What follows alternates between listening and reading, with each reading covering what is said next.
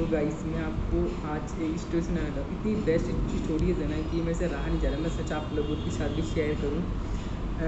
3 stories हैं, मस्त मस्त है। आप लोग देखोगे ना, आप बोलेंगे मज़ेदार स्टोरी। तो सबसे पहली स्टोरी है ट्रूथ, यानी सच की स्टोरी।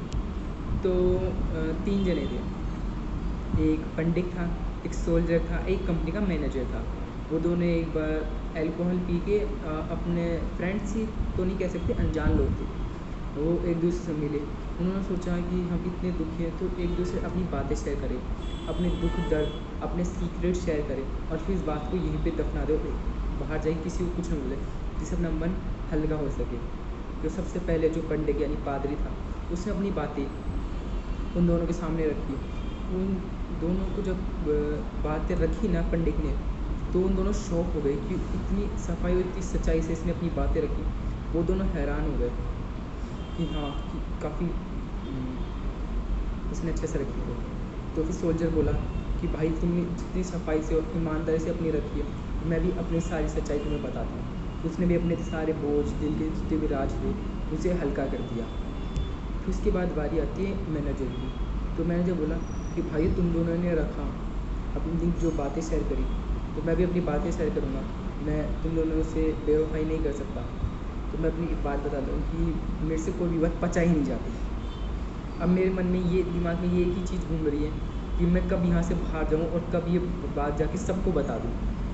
तो इससे एक चीज़ समझ में आती है कि अपनी बात अपन को किसी को बताने से पहले ये सोच समझ के बतानी चाहिए कि वो इंसान आपकी बात आपके भरोसे के लायक है कि वो आपकी बात किसी और को नहीं बताएगा, अगर आपको पूरा विश्वास तभी बताए। एंड अगर मेरा ओपिनियन मैं बताऊँ तो दुनिया की सबसे बेस्ट चीज़ है, सबसे बेस्ट दोस्त है आपकी नोटबुक। आपको जो भी प्रॉब्लम हुआ, आप पेन पेपर लिखिए और लिख दीजिए, अपना जो भी सीक्रेट है इस पर लिख दीजिए। ये आपकी सबसे अच्छी दोस्त है, आपका सबसे अच्छे तरह से मन हल्का होता है। सबसे बेस्ट तरीका है मन हल्का करने का।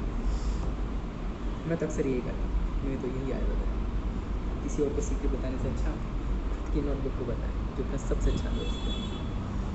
एंड दूसरी स्टोरी, कभी आपने सोचा है कि आप ट्रेन में, आपको कहीं जाना है, उसके लिए आपने ट्रेन की टिकट भी ली, ट्रेन में बैठ गए, तो ट्रेन में बैठ के आप सोचने लगे कि मुझे कहाँ जाना है, मैं कहाँ जा रहा था, मैं तो यहाँ क्या कर रहा हूँ, मैं क्यों हूँ यहाँ पर। कभी हुआ है आपके साथ? शायद नहीं हुआ होगा, पर ज़िंदगी के अंदर ऐसा सबके साथ होता है। ट्रेन में नहीं, अपनी ज़िंदगी के अंदर ज्ञान लेने में, जब किसी भी नॉलेज को गेन करते हो तो उसे इस्तेमाल नहीं करते, हर जगह यही होता है। आपको जैसे एग्जाम्पल देता हूँ, एक विद्यार्थी है, उसने सोचा मुझे पढ़ना है, उसे पढ़ने के लिए कोचिंग ज्वाइन करी। तो कोचिंग में जाने के बाद, यानी ट्रेन में जाने के बाद वो सोचने लगा कि मैं क्यों पढ़ रहा हूँ, क्या कर रहा हूँ यहाँ पर, क्यों पढ़ना है, छोड़ पेगा। तो मज़े करने लगता है, इन्जॉय करने लगता है, कुछ और करने लगता है। सेम ऐसा ही। तो मैं एक बात कहना चाहता हूँ, जो लोग ज्ञान को अप्लाई नहीं करते, मतलब अपनी ज़िंदगी में सीख ले और सीखने के बाद अप्लाई नहीं करते, उन वो ज्ञान को लेने का कोई हक नहीं। वो लेना नहीं चाहिए ज्ञान, जब वो अप्लाई नहीं करें। सब जो लोग अपने ज्ञान को इस्तेमाल करते हैं, उनको ही ज्ञान लेना चाहिए, और वही लोग सही तरीके से ज्ञान लेते हैं, और वो चाहे जितना चाहे ज्ञान ले ले, वो अप्लाई ही करते हैं, और सबसे बेस्ट ही उनके लिए ही रहेगा ज्ञान। जो ज्ञान इस्तेमाल नहीं करता, उसे ज्ञान प्राप्त करने का अधिकार भी नहीं है। सीधी बात है, नो बकवास, सीधी बात। एंड एक बात और मैं कहना चाहूँगा, एडिशनल है, मतलब ऐसे मैंने नोट कर रखी है, पर मैं सबको रीड करके जस्ट बता देता हूँ। ज्ञान लेना बुरा नहीं है, ज्ञान लेना बुरा नहीं है, सिर्फ ज्ञान लेकर खुशी मनाना बुरा है। ज्ञान को लेना बुरा नहीं है, आपने कुछ पढ़ा, ज्ञान लिया, ये चीज़ बुरी नहीं है, पर उस ज्ञान को लेकर सिर्फ खुशी मत, ज्ञान आपके पास आ गया तो आप खुश हो रहे हो, अरे वाह ये हो गया। असली खुशी ये नहीं है, असली खुशी ये है कि आप उस ज्ञान को अप्लाई कर रहे हो, रियल हो। यही, जैसे कोई बच्चा है, उसने 11th में साइंस मैथ ली, 12th में भी साइंस मैथ ली, एंड उसने नॉलेज तो ली, तो वो उसके लिए खुशी बात, उसके लिए खुशी की बात वो होगी जब वो उस चीज़ को अप्लाई करे रियल खुद।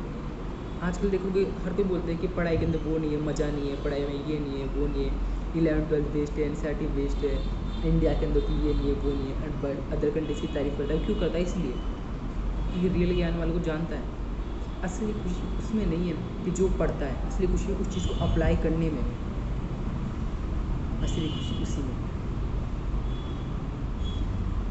तो मैं कहना चाहूँ एक बार कि अपना जो भी लक्ष्य है उसके लिए काम करें एंड तक काम करें, उसे बीच में ना छोड़ें। एंड तीसरी, वो इतनी मज़ेदार स्टोरी है, आप बोलोगे रियली। आप जैसे कोई भी मंत्र लेते हो, कहते हो कि ओम का उच्चारण करना चाहिए, तो आप ओम का उच्चारण कर लो। क्यों उच्चारण कर लिया? क्यों? जिससे आपकी परेशानी सॉल्व हो जाए। आप मान बहुत ज़्यादा परेशानी हो तो आपके दिमाग में कुछ भी नहीं सुन रहे, आप ओम का उच्चारण कर रहे हो तो आपकी परेशानी सॉल्व नहीं हो जाएगी। ये ट्रूथ है। ओम का उच्चारण सही मतलब क्या है? आप परेशान हो, बहुत ज़्यादा परेशान हो, आपका ओम का, आपको कुछ समझ आए, आपका ओम का उच्चारण कर, आपका मन शांत हो, आपको हिम्मत मिली उस परेशानी से लड़ने की, और आप उस परेशानी से लड़े। रियल ओम का मतलब यही है, आपको हिम्मत देता है। वो आपकी प्रॉब्लम सॉल्व नहीं करता, आप में ऐसी पोटेंशियल डेवलप करता है कि आप उस हिम्मत, आप उस प्रॉब्लम को सॉल्व करें। अभी आप पे डिपेंड करता है कि आप उस प्रॉब्लम को सॉल्व करेंगे नहीं करेंगे। ओम आपकी प्रॉब्लम सॉल्व नहीं करेगा ओम का उच्चारण करने से। रियल मीनिंग आपको ही करना पड़ेगा, बस वो हिम्मत देगा। अब वो आप पे डिपेंड करता है कि आप उस चीज़ को समझते हो कि नहीं। तो मेरी स्टोरी भी कुछ इसी टॉपिक पे बेस्ड है। तो एक जंगल, घना जंगल, उसके अंदर खूब सारे तोते रहते थे। उसे अक्सर तोतों का ही जंगल कहते थे, उस जंगल का नाम ही था कि तोतों का जंगल। एक दिन वहाँ एक शिकारी आया, उसने देखा अब इतने सारे तोते हैं, वो रोज़ आने लगा, रोज़ जाला बिछाने लगा और रोज़ तोते पकड़ के लेके जाने लगा। फिर कुछ टाइम बाद तोतों के सरदार ने देखा कि ये तो रोज़ आता है और इस तरह से तो इस जंगल में एक भी तोता नहीं बचेगा, हमारी तो प्रजाति ही विलुप्त हो जाएगी। तो उसने उपाय मांगने के लिए जंगल के अंदर एक बाबा रहते थे, बहुत उनका बहुत नाम था।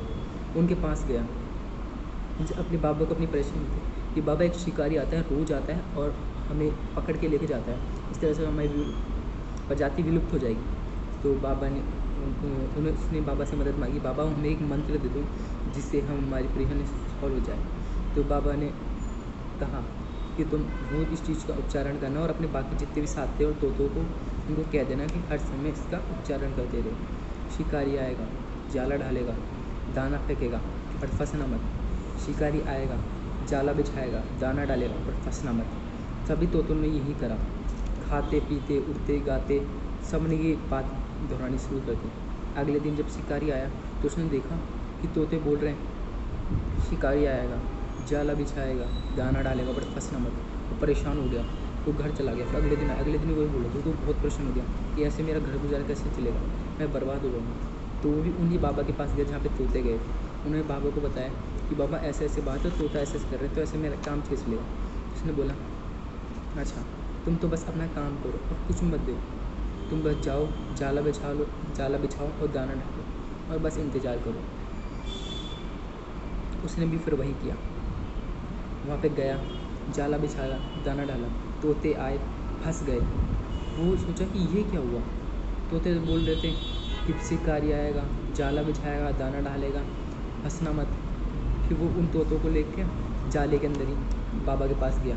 बाबा आँख बंद करे हुए थे। बाबा से पूछा बाबा ये क्या हुआ, ये तोते कैसे फंस गए? इनको तो पता था कि मैं आऊँगा, जाला बिछाऊँगा, दाना डालूँगा और इनको फंसना नहीं है, फिर भी कैसे फंस गए? तभी वो जाले में पड़े पड़े वो बोलने लगे कि शिकारी आएगा, जाल बिछाएगा, दाना डालेगा पर फंसना मत। तो बाबा हंस पड़े।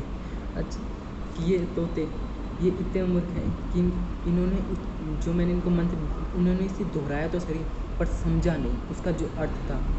एंड ऐसा ही आजकल की ज़िंदगी में लोगों के साथ होता है। लोग उनका उच्चारण तो करते हैं पर उसे समझते नहीं रियल मीनिंग उसका क्या है। तो मैं आशा करूँगी कि उसका रियल मीनिंग आप समझें। कोई प्रॉब्लम है उसका डेप्थ तक जाओ समझें। Next story